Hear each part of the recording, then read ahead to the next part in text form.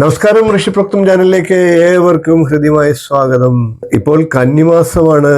Video അല്പം നേരത്തെ ചെയ്യണമെന്ന് പ്രതീക്ഷിച്ചതാണ്. എന്നിരുന്നാലും ചില സാഹചര്യങ്ങൾ മൂലം അത് സാധിക്കാതെ വന്നു. എന്നാൽ കന്നിമാസത്തിന്റെ ഒരു പ്രത്യേകതയാണ് ഇന്നത്തെ വീഡിയോയിലൂടെ നിങ്ങൾക്കായിട്ട് അവതരിപ്പിക്കുന്നത്. ചെറിയൊരു വീഡിയോ ആണ്. വീഡിയോ അവസാനം വരെ കാണുക. കന്നിമാസത്തിൽ മാംസാഹാരങ്ങൾ വർജിക്കണം എന്നാണ് പൊതുവെ പറയാറുള്ളത്. അതിന്റെ പ്രാധാന്യമാണ് ഇന്നത്തെ വീഡിയോയിലൂടെ പറയുന്നത്. കന്നിമാസത്തിലാണ് മഹാളയപക്ഷം എന്ന് പറയപ്പെടുന്ന പിതൃകർമ്മങ്ങൾ ചെയ്യാൻ ഏറ്റവും ഉത്തമമായിട്ടുള്ള 15 ദിവസങ്ങൾ വരുന്നത്. അതിനടുത്തുള്ള 9 ദിവസങ്ങൾ ദേവി ആരാധനയ്ക്കുള്ള നവരാത്രിയും വരുന്നു. അതേപോലെ തന്നെ തൊട്ടടുത്ത ദിവസം വിജയദശമിയും വരുന്നു. ഈ കാലഘട്ടം എന്ന് പറയുന്നത് അതീവ പ്രാധാന്യമുള്ള ദിവസങ്ങളാണ്. ഈ ദിവസങ്ങളിൽ കഴിയുന്നവരെല്ലാം മാംസാഹാരം ഒഴിവാക്കുക. അതിൻ്റെതായിട്ടുള്ള ഗുണഫലങ്ങൾ ലഭിക്കുന്നതാണ്. ഈ സമയത്ത് മാംസാഹാരങ്ങൾ ഒഴിവാക്കി പിതൃക്കളെ സ്മരിക്കുന്ന പക്ഷം അവരിൽ പിതൃക്കൾ കടാക്ഷിക്കും എന്നാണ്. അതോടൊപ്പം തന്നെ ദേവതകളുടെ അനുഗ്രഹവും ലഭിക്കും.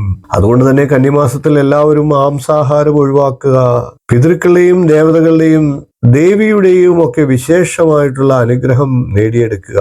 നവരാത്രി കാലത്ത് ഓരോ ദിവസവും ആചരിക്കേണ്ട കാര്യങ്ങളെല്ലാം പറഞ്ഞുകൊണ്ട് ഞാനൊരു വീഡിയോ ചെയ്തിരുന്നു. ആ വീഡിയോകൾ കണ്ടിട്ടില്ലാത്തവർ കാണുക.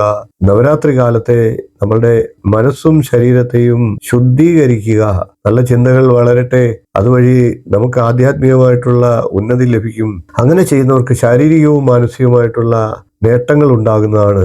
അതുകൊണ്ട് തന്നെ ഈ മഹാളയപക്ഷത്തിലും നവരാത്രി കാലത്തും എല്ലാവരും നിർബന്ധമായിട്ടും വ്രതചര്യകൾ പാലിച്ചുകൊണ്ട് ഈശ്വരനിലേക്ക് ലയിക്കുക. അത് നിങ്ങൾക്ക് ഗുണം ചെയ്യുമെന്ന് പറഞ്ഞുകൊണ്ട് ഇന്നത്തെ ഈ ചെറിയ വീഡിയോ നിർത്തുകയാണ്. വീഡിയോ ഇഷ്ടപ്പെട്ടെങ്കിൽ ഒന്ന് ലൈക്ക് ചെയ്യുക, ഷെയർ ചെയ്യുക, ചാനൽ ഒന്ന് സബ്സ്ക്രൈബ് ചെയ്യുക. നിങ്ങളുടെ അഭിപ്രായം കമന്റായിട്ട് അറിയിക്കുക. അടുത്ത ദിവസങ്ങളിൽ നമുക്ക് മറ്റ് നല്ല വിഷയങ്ങളുമായി കാണാം. നന്ദി, നമസ്കാരം, ശുഭദിനം.